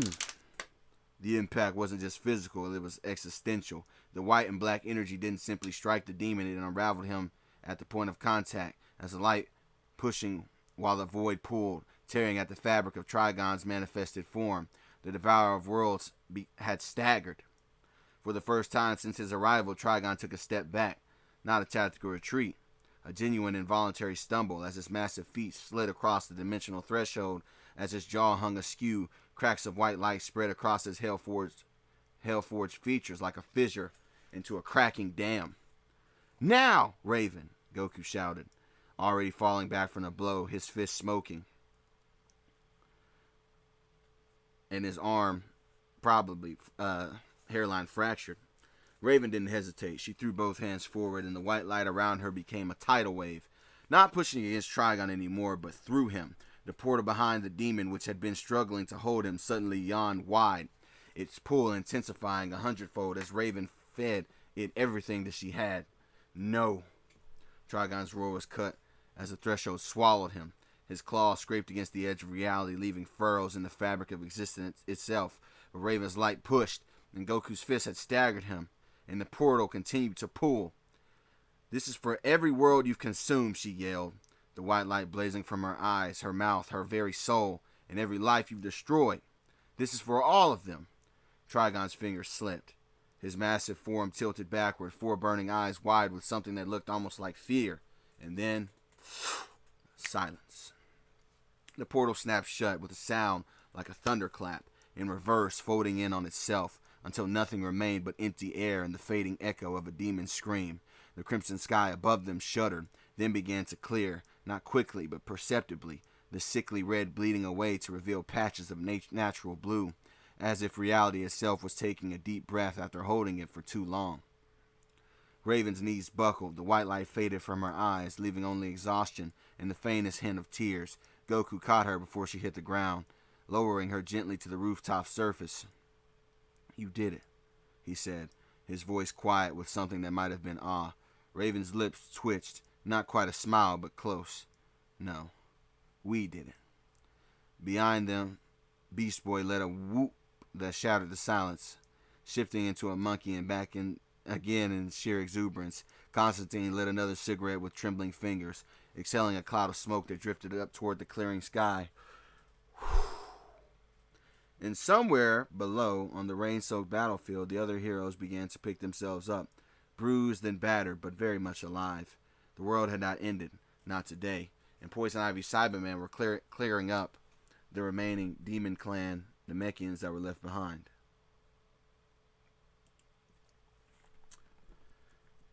The clearing sky painted the ruined battlefield in shades of gold and blue.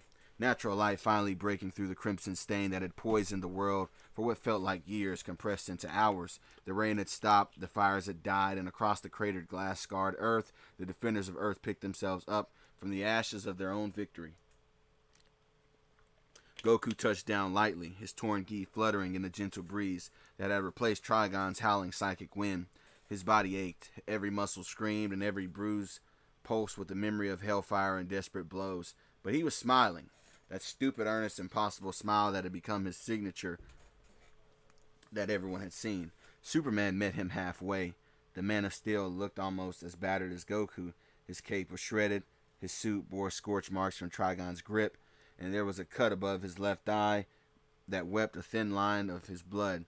But his posture was straight, his jaw was set, and when he saw Goku approaching, his stern expression cracked into something rare and genuine, a smile of pure, uncomplicated relief. "I knew you'd get it done," Superman said, extending his hand. Goku took it, not for a handshake, but for a grip, forearm to forearm, the way warriors greeted each other after a battle. "Took me long enough. Sorry about the wait." Superman's grip tightened, his smile widening. "You're always late, little brother. I've gotten used to it." Behind Superman, Batman emerged from the shadows of a collapsed overpass. Because, of course, Batman emerged from the shadows. Even when the sun was finally breaking through, his cowl was cracked across the forehead, revealing a sliver of pale skin and dark hair. His cape was singed at the edges, but his presence was as solid and immovable as ever. He stopped a few feet away, his eyes the only part of his face visible beneath the cowl, studying Goku with that intense analytical gaze that made criminals confess and heroes squirm. For a long moment he didn't speak, then slowly, almost grudgingly, he gave a single nod. It wasn't a nod of approval. Batman didn't do approval. It wasn't even a nod of respect exactly. It was acknowledgement, the silent recognition of one warrior to another that the battle had been fought, the line had been held, and the victory had been earned through blood and will and refusal to stay down. Alright, but it could have been handled better. always in Batman's mind. Goku nodded back. No words were needed between them. Words had always been secondary between the two. And John Constantine, magician, con man, and professional disaster, decided it was a perfect time to celebrate. That, he announced, flicking the ash from his cigarette with theatrical flair, was a proper apocalypse. None of this namby-pamby world almost ends, but then everyone holds hands and sings nonsense. Real stakes. Real demons. Real... He spotted Black Canary standing apart from the group with her arms crossed, her blonde hair still damp from Aquaman's rain. His tired blue eyes lit up with the particular gleam of a man who had never learned when to shut up. Real architecture.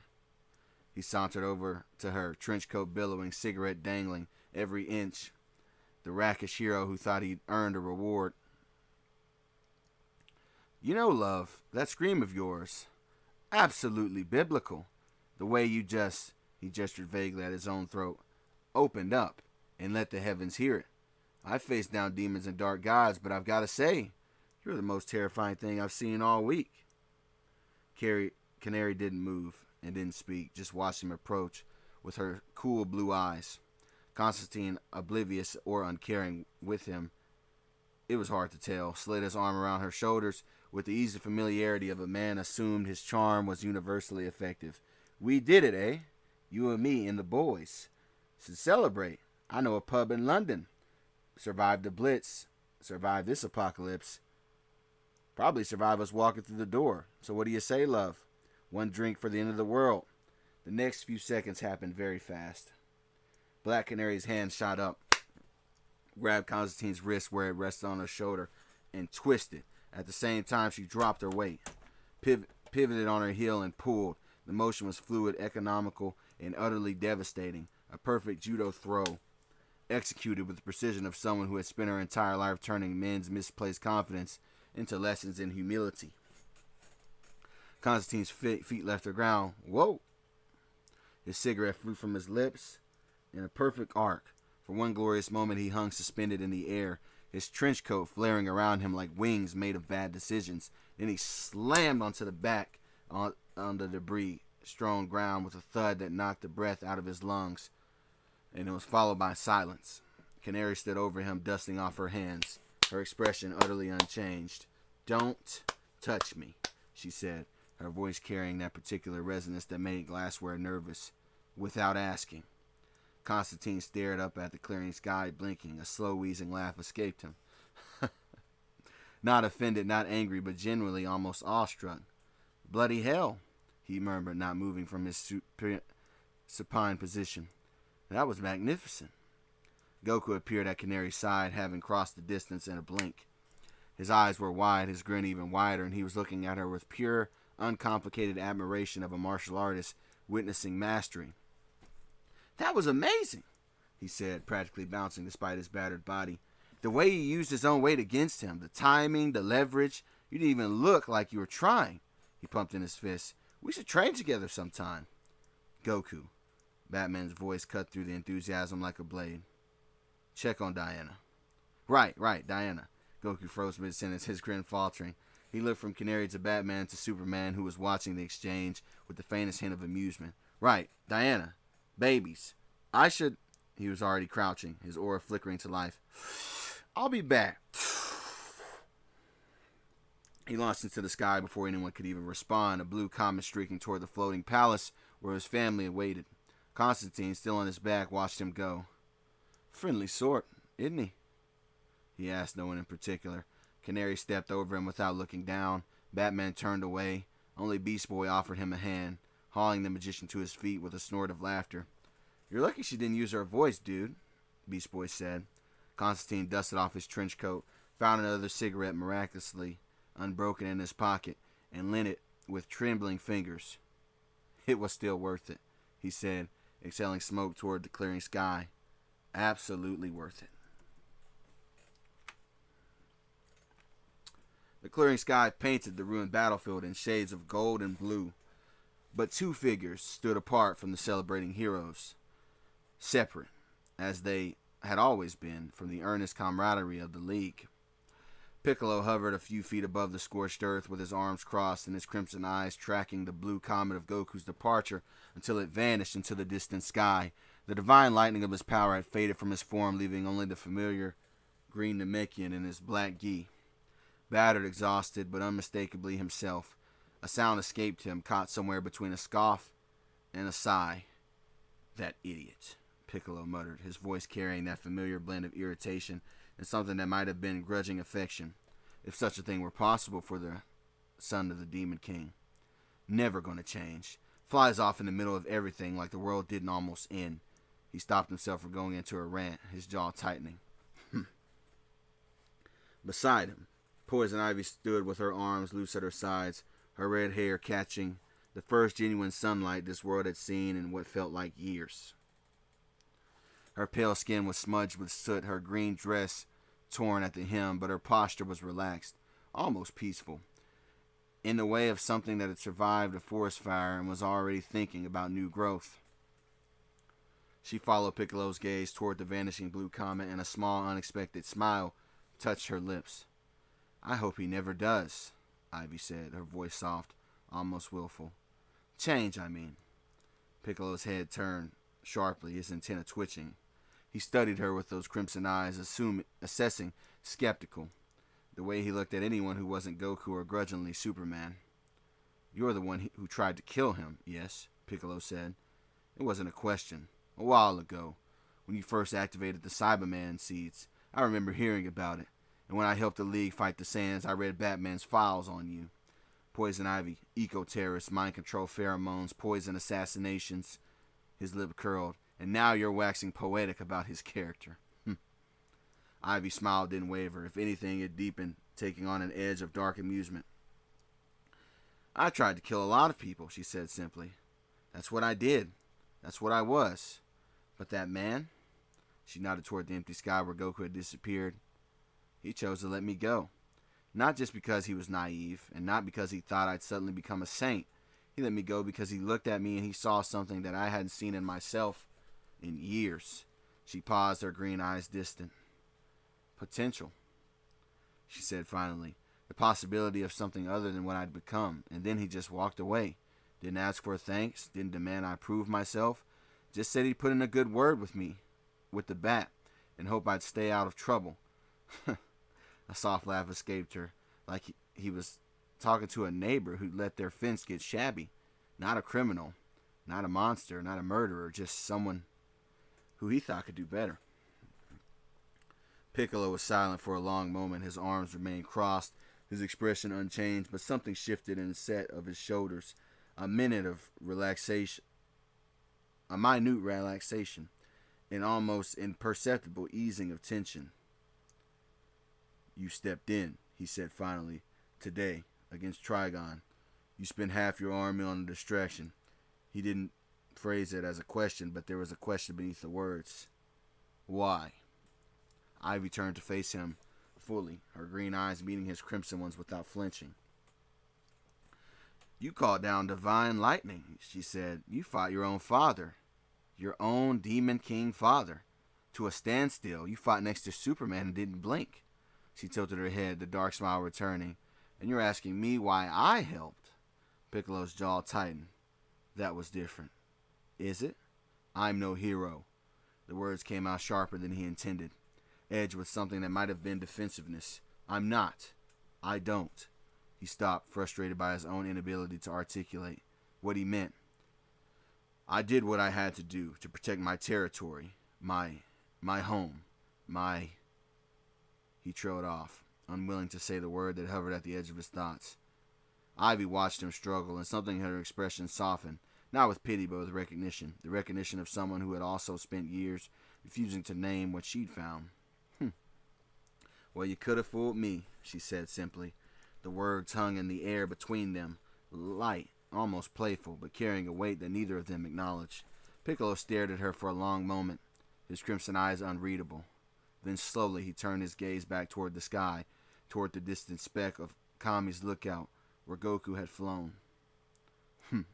He said again, but the sound was softer this time, almost thoughtful.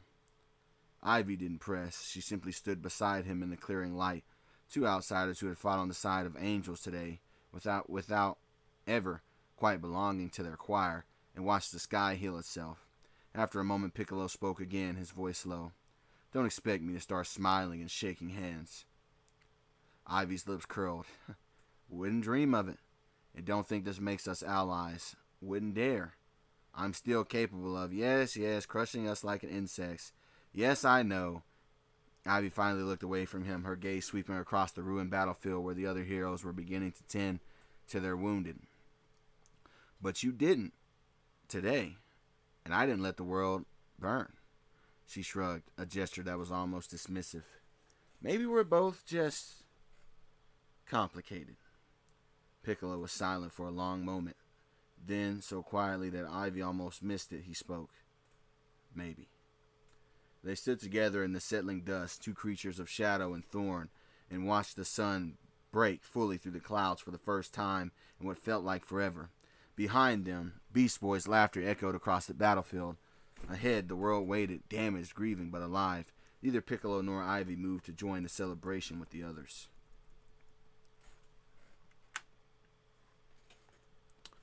The marble corridors of Kami's lookout had never seen such chaos. Goku burst through the entrance like a comet, skidding to a halt in the entrance chamber, his torn gi still smoking from the battle below. The sound hit him first, not the roar of demons or the crackle of ki, but something far more primal. It was Diana's voice, raised in a mixture of pain and exertion, echoing from the birthing chamber. The sound stopped his heart for a split second before adrenaline kicked in. Where? He started. Mr. Popo's bulk filled the doorway, his dark face calm as ever, but his eyes carried an urgency that Goku had never seen before. This way. Quickly. She's been asking for you. Goku didn't need to be told twice. He was through the door before Popo finished speaking, his battered body finding one last reservoir of speed.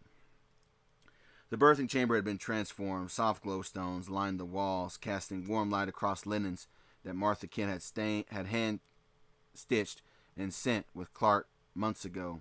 Herbs from Themyscira burned in a small brazier, filling the air with lavender and something earthier, olive and sea salt, the scent of Diana's homeland. But all of that faded to background noise when Goku saw her. Diana lay on a low bed, propped up by pillows, her white chitin soaked through with sweat. Her dark hair was plastered to her forehead.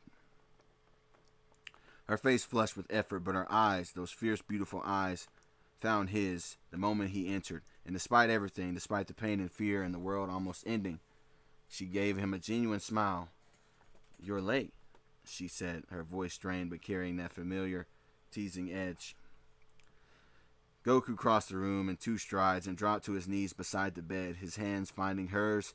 Her grip was crushing, stronger than any human woman's could be, fueled by Amazon's strength and the incredible effort of bringing new life into the world. Yeah, sorry, he breathed, pressing his forehead to her knuckles. There was this demon, see, and I know. Another contraction hit, and Diana's grip tightened further, her jaw clenching. Goku didn't flinch.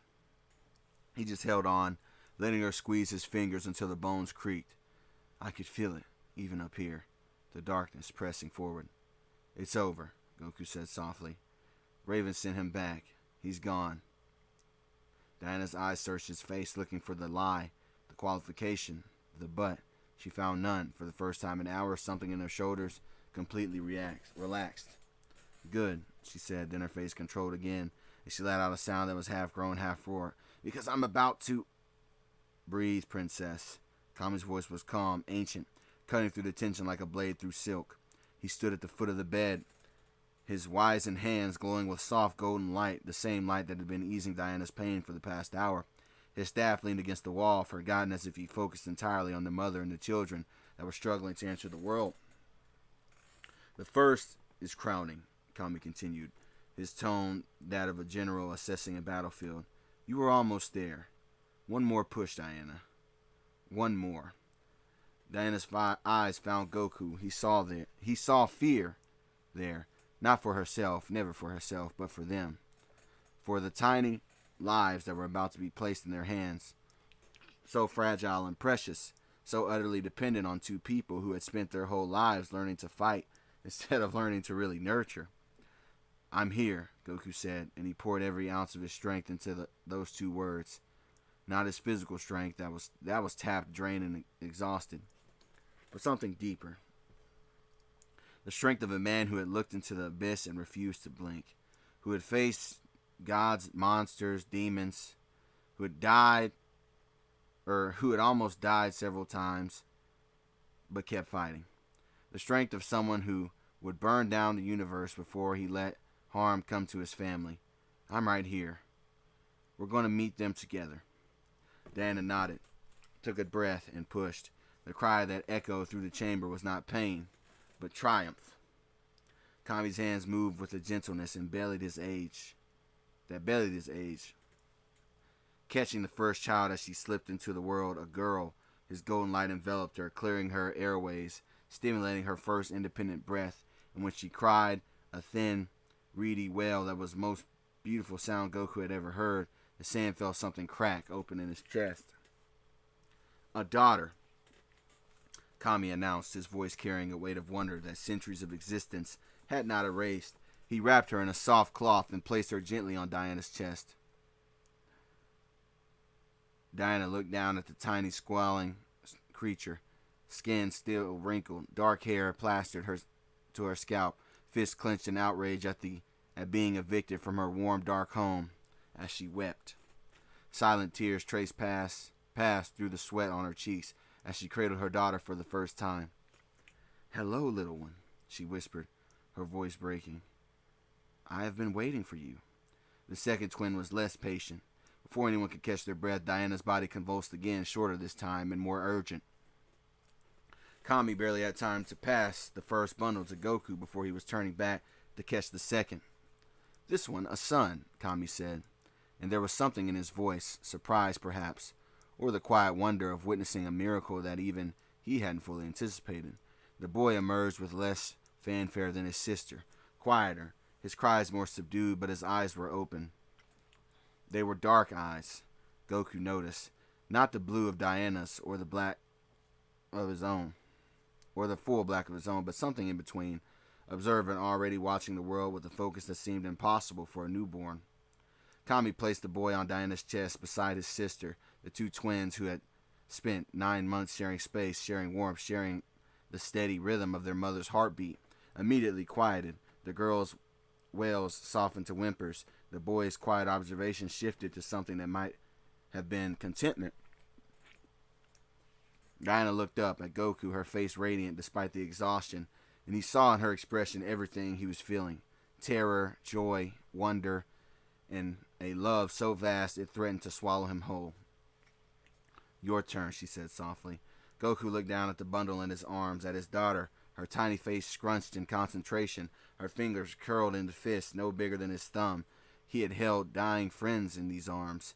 He had caught falling buildings, deflected energy blasts, thrown punches that shook landscapes. But nothing in his entire life had prepared him for the weight of this small, squirming, utterly defenseless life that he and Diana had produced together.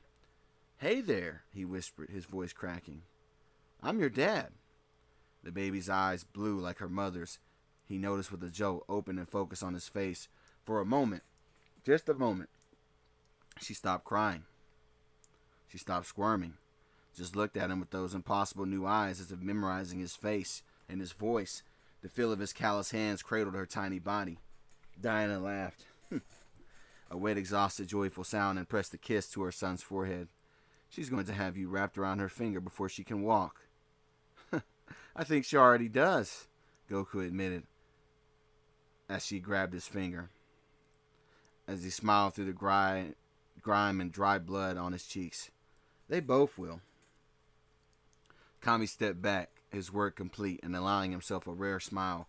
Mr. Popo appeared with warm water and clean cloths, moving silently through the room, tending to Diana, tending to the newborns, his dark face carrying an expression of deep, abiding peace.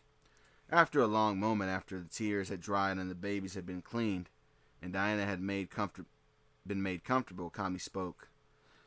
It seems life finds a way, he said quietly, his ancient eyes moving from the twins to the parents, to the clear sky visible through the chamber's window. Even when the world is ending. Perhaps especially then. Goku looked up from his daughter's face, his expression soft. Yeah, he said. I guess it does. Diana reached out and took his hand, the one not cradling their daughter, and intertwined her fingers with his. The boy slept against her chest, content for the first time since being thrust into the loud, bright, terrifying world. The girl was still cradled in Goku's arms, had finally stopped crying, and was simply present, comfortable, existing. Amara, Diana said softly, looking at her daughter, for her unfading spirit. And the boy, Diana asked. Goku was quiet for a moment, his thumb tracing circles on his daughter's back. Gohan, he said finally, because my brother Clark named me after a hero in a Japanese comic. And that was the name of his son. Because y'all remember, I talked about that on the first ever episode I did, how the anime of Dragon Ball actually exists in DC. So this could be canon anyway. Goku tested the names on his tongue, Amara and Gohan. His children, his and Diana's. A girl who had fought her way into the world screaming, and a boy who had entered it with a quiet, steady observation. Two sides of the same coin, just like their parents. Amara and Gohan, he said, and the names felt right. Felt like beginnings. Felt like hope. Outside, the sun broke fully through the last of the crimson clouds. Panting, the floating palace in shades of gold and rose. The world below was in ruins, city shattered, lives lost, scars that would take generations to heal, no doubt. But here in this quiet chamber at the edge of the sky, new life had taken its first breath. And as long as life continued, hope continued. Goku pressed a kiss to his daughter's forehead, then leaned in over to press another to his son's. Diana's hand tightened in his. The twins, exhausted by their journey, finally fell to sleep. The battle was over, but the future had just begun. The battlefield lay beneath a canopy of stars, the first stars visible in what felt like an eternity. The crimson stain had faded from the sky, leaving behind velvet darkness pierced by pinpricks of silver light. The rain had stopped, the fires had died, and one by one the heroes had departed, to tend to wounds, to mourn the fallen, to hold their loved ones close in the quiet aftermath of the apocalypse, and to help people that were in need of aid. No one remained to witness the rubble begin to shift. It began as a tremor, barely perceptible, a vibration of scorched earth that might have been mistaken for settling debris. Then a crack formed in the glassy surface of a crater's edge, spreading outward in a jagged spiderweb. The crack widened. Dark energy, purple and black, thick as oil, began to seep through the fissure, hissing as it touched the cool night air. A hand emerged. It was pale green, almost luminous in the moonlight, with fingernails filed to sharp points. The hand gripped the edge of the crater, digging into the fused earth, and pulled. A second hand joined it, then shoulders, followed by a bald head that seemed to absorb the starlight rather than reflect it. Garlic Jr. pulled himself from the fissure like a man emerging from a grave, which in a sense he was. His white cape was tattered, stained with the residue of dimensional travel, a souvenir of his long imprisonment in the space between spaces. But his eyes, those cold, calculating eyes, burned with a fury that no amount of isolation could diminish. He stood at the crater's edge, breathing deeply, tasting the air of a world he hadn't walked in over a decade. Centuries. The dead zone had been his prison, a void where time moved differently, where years had no feeling to them. You didn't know what, it was just silence, and it was the only companion. He had floated in that nothingness, trapped by his own failed ambitions, dreaming of revenge on the one who had put him there. Free, Garlic Jr. whispered, his voice rusty from disuse. Cracking on the edges, he spread his arms wide, as if embracing the night itself. After all this time, free. He remembered the day of his imprisonment with crystalline clarity. The confrontation with Kami, the moment his plan had crumbled around him, the sensation of being pulled into the void. Not killed, not destroyed, but sealed. trapped in a dimension of absolute nothing, aware but unable to act, conscious but unable to die. And now, something had opened the door. Garlic Jr.'s eyes narrowed as he scanned the ruined landscape, the craters, the glassed earth, the shattered buildings in the distance. This wasn't the world that he remembered. A lot had happened here. Something catastrophic had happened where he was at currently. The lingering energy in the air was wrong and tainted with echoes of power that made even him uncomfortable. But the door was open. That was really all that mattered. He took a step forward, then another, testing his legs. They held his power, dormant for so long, was beginning to stir in his veins, but it would take years to recover fully. A comforting pressure. He wasn't at full strength. The dead zone had drained him, left him weakened and hungry. But that would change. He would find sustenance and he would recover. "Do you still live, Kami?" Garlic Jr. asked the night sky, as his voice carrying a promise that no god could ignore. "Do you still guard this pathetic planet with your borrowed powers?" His lips curled into a smile, thin, cruel, and utterly without mercy. "I've had nothing but time to think about our last encounter, nothing but silence to plan my return." He began to walk, his white cape trailing behind him like a ghost shroud. The rubble crunched beneath his boots.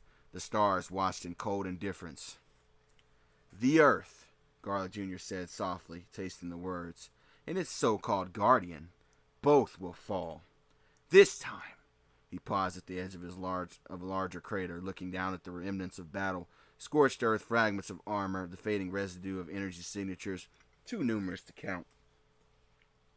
Heroes had fought here, powerful ones, the kind of power that could tear holes in dimensions, it seems.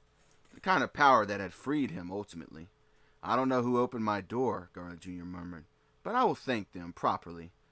However, it is unfortunate that I will corrupt everyone that they've ever loved." He raised his hand to the sky, and a sphere of dark energy began to coalesce above his palm, small, but ever growing. The stars seemed to dim in its presence, the moonlight retreating as if afraid. "Enjoy your peace, heroes of Earth," Garlic Jr. said, his voice rising with each word. "Enjoy your victories, because I am here now, and I will not be sealed away again." The energy sphere pulsed once, twice, and then vanished as he clenched his fists. A new nightmare had arrived. Garlic Jr. had returned. And that will be the end of this season, man. This was a long one. I hope you guys liked it. I decided to put all of these parts together. It'll probably be like a 2 or 3 hour video for you guys. So I hope you guys are cool with that. Let me know what you guys think. And people ask me, wonder why it takes me so long to do these videos. Well, I mean, this entire season 4 of Goku and DC was a total of 106,000 words. And just to let you know, your average book has 60,000 words in it. So I just wrote a whole book for you people. You know what I mean? A whole book. That's why these stories take forever, man.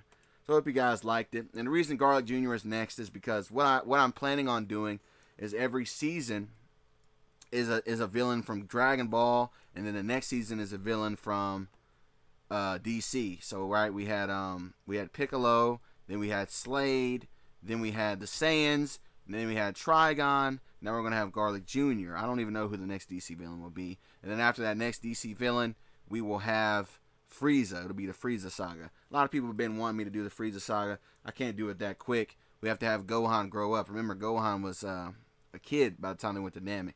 So we have to have all that happen. Anyways, let me know what you guys think. I've been talking for too long already. I know this video is about to be long as hell. Be sure you like, comment, subscribe, man. Show me love. Shout out to the members, man. I will catch y'all on the next one. Peace.